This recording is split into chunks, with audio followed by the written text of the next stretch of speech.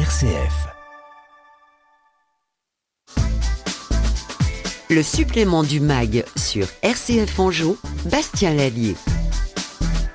Bienvenue dans ce supplément du MAG. Si vous habitez Angers et que vous aimez flâner dans le centre-ville, vous êtes certainement passé à côté. Vous voyez de quoi je veux parler? Si, ce dé géant incrusté place du Ralliement, un dé qui annonce l'événement ludique du week-end dans la ville. Dès vendredi soir s'ouvre la nouvelle édition du festival 2 jours en jeu à la médiathèque Toussaint. Manifestation portée par la collectivité et plusieurs acteurs du jeu, et notamment le Bocal 49, dont nous recevons l'un des membres fondateurs aujourd'hui. Bonjour Cédric Saillant. Bonjour. Merci d'avoir accepté notre invitation. Alors, peut-être en un mot déjà, qu'est-ce que c'est que le Bocal 49? Ça veut dire quoi? Alors, le Bocal, on a précisé 49 pour Maine-et-Loire. Voilà, pour le Maine-et-Loire. Le Bocal, en fait, c'est un acronyme qui veut dire Bureau officiel des créateurs angevins ludiques. Et donc, c'est une association créée en 2018 qui réunit plusieurs auteurs de la région et, afin de mettre nos compétences en commun et puis s'entraider à développer nos prototypes de jeux. Vous êtes nombreux? On est une quinzaine aujourd'hui. Avec des profils variés? Alors très variés. On a des personnes qui sont auto-éditeurs, donc qui ont produit leur propre jeu et qui le diffusent par leurs propres moyens. On a des auteurs qui ont été édités par des grands auteurs qu'on trouve en magasin. On en a d'autres qui n'ont pas encore édité de jeu et qui sont pour beaucoup là aussi juste pour s'amuser. Voilà, c'est assez divers en fait. Quelle est votre mission justement entre vous? L'idée c'est d'émerger, c'est de créer une émulation, faire émerger des idées? Alors oui, au départ c'était en fait on se rencontrait beaucoup sur les festivals entre auteurs de jeux. On partageait et puis on s'est dit que ça pourrait être une bonne idée de se réunir. On a des compétences dans nos milieux professionnels qui sont diverses aussi. On a des gens qui savent faire de l'impression, d'autres qui savent faire du graphisme, d'autres qui sont doués pour des bricolages divers. Et tout ça, on l'a mis en commun pour aider ceux qu'on avait besoin à développer leur prototype. Et puis ça permet aussi de pouvoir tester en fait nos mécaniques de jeu avec des gens qui sont là pour ça. Pas du public qui n'aura pas forcément envie de tester un jeu pas fini. Et ça nous permet après de rebondir sur nos idées comme ça. Parce que demander à la famille, ça a ses limites, c'est ça? C'est ça. Puis la famille, souvent, elle aime bien ce qu'on fait. Mais voilà, il faut développer un peu plus. Justement, c'est quoi les obstacles auxquels on fait face quand on se lance là, dans un projet de création de jeu? Alors déjà, ça peut être de pouvoir tester toutes les... Toutes les solutions toutes les solutions ouais. possibles d'une mécanique, voir où est-ce que ça peut bloquer. Il y a des fois aussi, on part dans une direction qu'on pensait bonne et puis en jouant, on se rend compte que c'est pas forcément bon. C'est pas rare qu'au Bocal, un auteur arrive avec un jeu et qu'à la fin de la soirée, avec le même matériel, il reparte avec un jeu complètement différent. Voilà. C'est une bonne chose aussi. Exactement. Ça fait évoluer. Il n'existe pas de formation aujourd'hui pour justement devenir auteur de jeu? Alors pour devenir auteur de jeu, je pense pas. Pour travailler dans le milieu du jeu, il y a plusieurs formations qui existent. Il y en a une notamment à Cholet. Après, c'est beaucoup des gens qui se destinent à l'édition ou à la vente du jeu. Donc dans les boutiques de jeux ou chez les éditeurs, on trouve beaucoup de gens qui ont fait ce type de formation. Après, pour être auteur de jeu, je pense que c'est comme pour être écrivain ou créateur. En fait, c'est des choses qui viennent comme ça.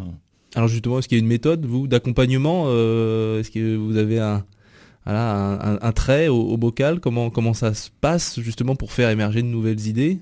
Alors, depuis cette année, nous on essaye de développer quelques initiatives. Par exemple, récemment, on s'est mis à plusieurs, parce qu'en fait le Bocal travaille par petits groupes. On peut se lancer des projets où on se lance un peu des idées comme ça, et puis on se met par petits groupes pour travailler dessus.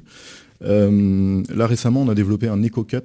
Voilà, donc on a un graphisme qu'on peut fournir à n'importe quelle société qui le voudrait. Donc il y a des jeux en fait dissimulés sur l'Eco-Cup dans le graphisme.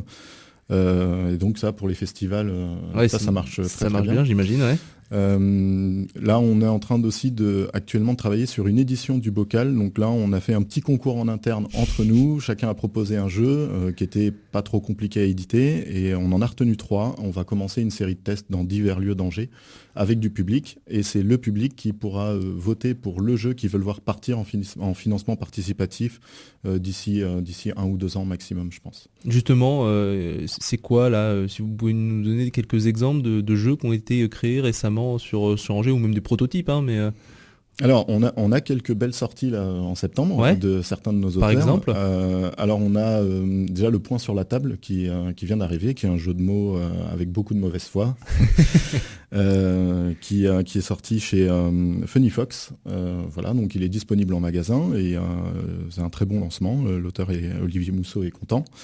Il y en a un autre qui est sorti juste 1 ou 2 semaines avant, qui est Maudit Maudit, chez Cocktail Games, qui est un éditeur très reconnu, notamment pour tout ce qui est jeux d'ambiance, petits jeux familiaux.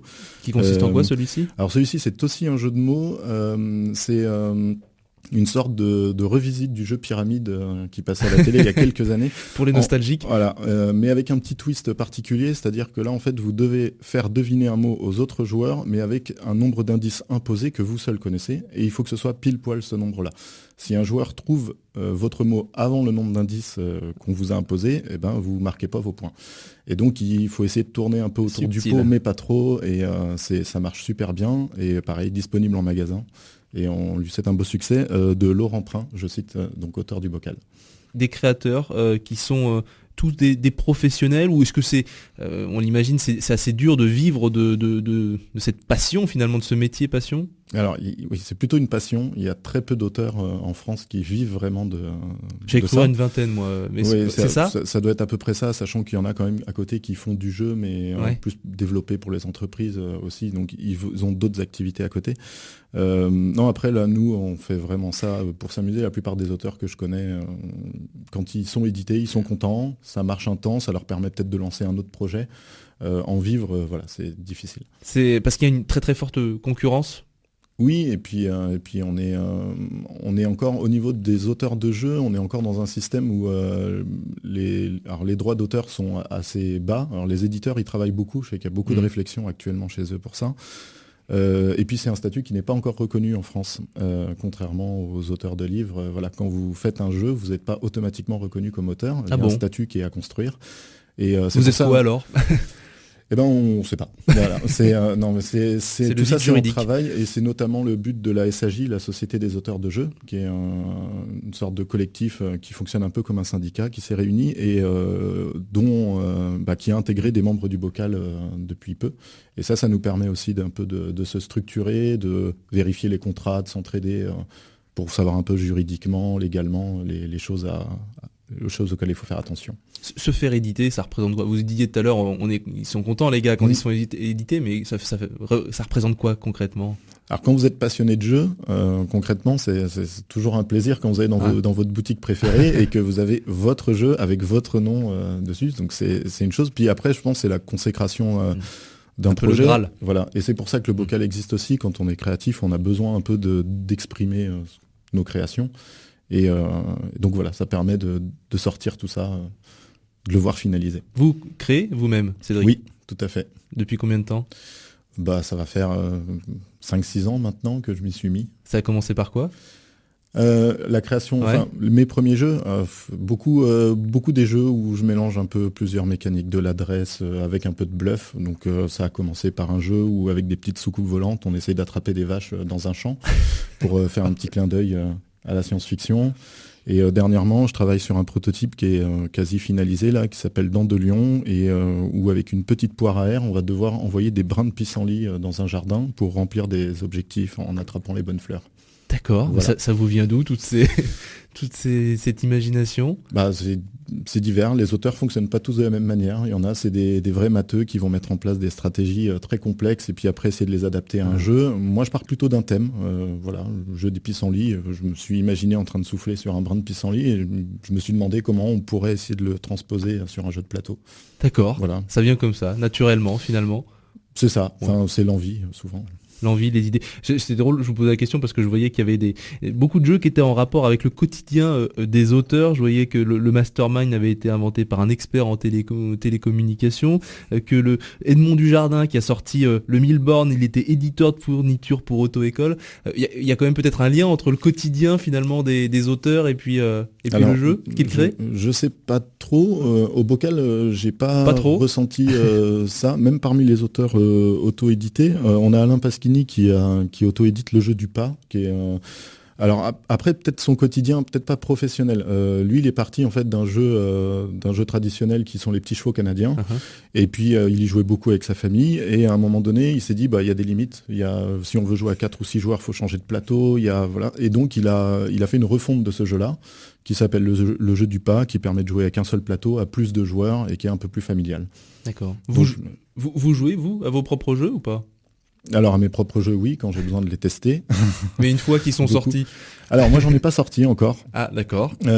Par contre, le plaisir, c'est ça, c'est que dans ceux des auteurs du bocal qui sont sortis, on a plaisir à y jouer, bien évidemment. Le supplément du MAG, Bastien Lallier. Et nous sommes aujourd'hui avec Cédric Saillant, membre fondateur du Bocal 49, association qui accompagne les créateurs de jeux. On parle du jeu puisque ce week-end, il y a un festival qui se tient à Angers, 2 jours en jeu.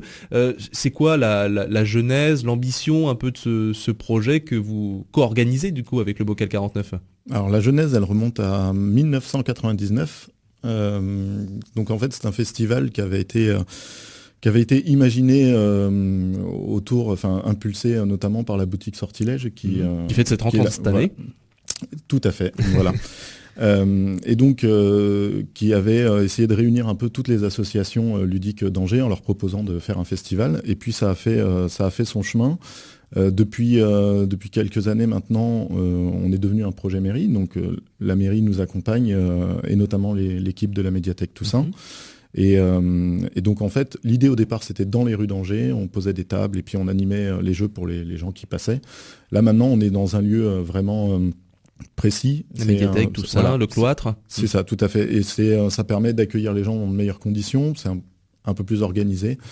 Et puis un peu plus simple à mettre en place du fait que maintenant on est des autorités comme la mairie ou la médiathèque derrière nous. On joue pour quoi ? Pour se divertir, pour façonner nos capacités intellectuelles, pour apprendre ? En fait c'est un tout. Le jeu c'est humain. Je pense que pour vivre il faut savoir jouer. Voilà. Ça c'est plutôt ma façon de voir les choses. Après le jeu, on entend parler beaucoup de jeux éducatifs. Ouais. Alors, on n'est pas tous d'accord sur le sujet. Moi c'est pas un terme que j'affectionne beaucoup parce que pour moi le jeu quel qu'il soit permet une sorte d'apprentissage après à différents degrés. Donc il va forcément avoir de la stratégie, du cognitif. Tous les jeux sont bons pour la tête. Alors 2 jours en jeu, c'est ce week-end.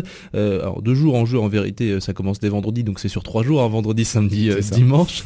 Ça commence donc demain soir avec la soirée prélude à la médiathèque Toussaint. C'est une soirée que vous organisez. Ça consiste en quoi la soirée prélude ? Alors la soirée prélude, elle est plus récente, ça va être la 9e édition ce soir. Demain soir. Demain soir, pardon. Oui, je suis déjà dedans. C'est bon signe. Voilà, c'est ça.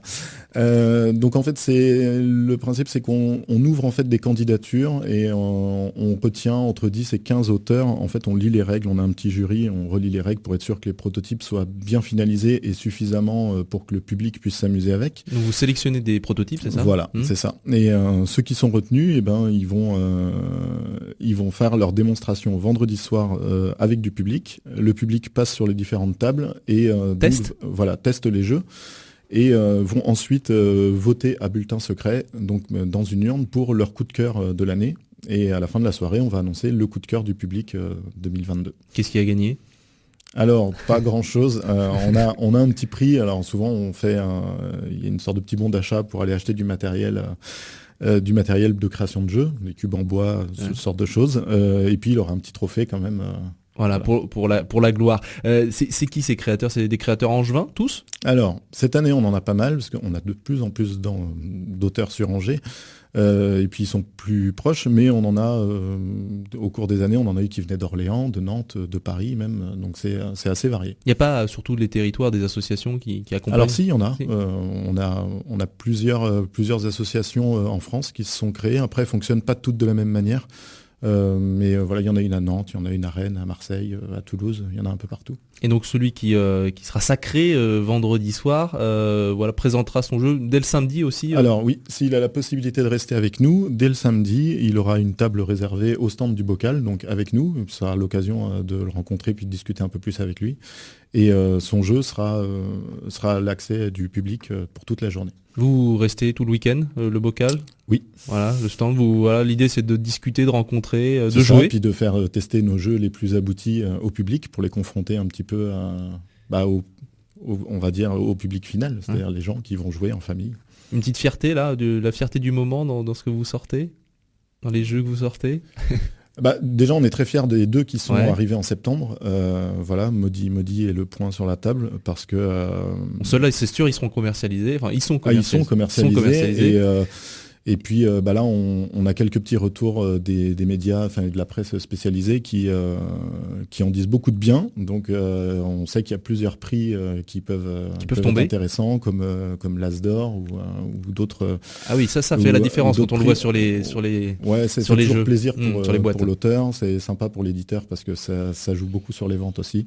Mais en tout cas, voilà, on sait que dans les jeux du bocal, là, il y en a qui plaisent bien. Donc, on croise les doigts pour nos auteurs. S'ils peuvent ramasser quelques prix en plus, ce serait pas mal. S'il y en a d'autres qui veulent vous rejoindre, on fait comment ? Alors, il faut nous contacter. leBocal49@gmail.com. On nous envoie un petit mail ou sinon on peut nous contacter par la page Facebook, c'est encore plus simple. Et puis après, on se donne rendez-vous à la salle qu'on occupe. Donc, c'est la maison de quartier Angers Centre et c'est 2 jeudis par mois. D'accord. Donc après, les auteurs se présentent. Et puis s'ils ont envie de rester avec nous, c'est parti. Et l'aventure continue. Et puis sinon, vous donnez rendez-vous forcément ce week-end donc pour le festival 2 jours en jeu. Il y aura également des jeux de rôle, des escape games, des jeux de société. Il y a plein de choses. Je pense que l'ambiance est détendue, familiale. Ah, complètement. Tous les gens qui sont là, tous les animateurs, que ce soit les équipes de la médiathèque ou les bénévoles qui sont sur place, c'est un super moment à passer. Et on attend beaucoup de monde, et donc dès demain soir, 20h pour Prélude. Et c'est parti. Merci en tout cas Cédric Saillant d'avoir été avec nous aujourd'hui. Je rappelle que vous êtes donc l'un des membres fondateurs du Bocal 49, association qui accompagne les créateurs de jeux de société et qui co-organise ce week-end le festival 2 jours en jeu à Angers. Vous retrouvez tout le programme sur la page Facebook de l'événement.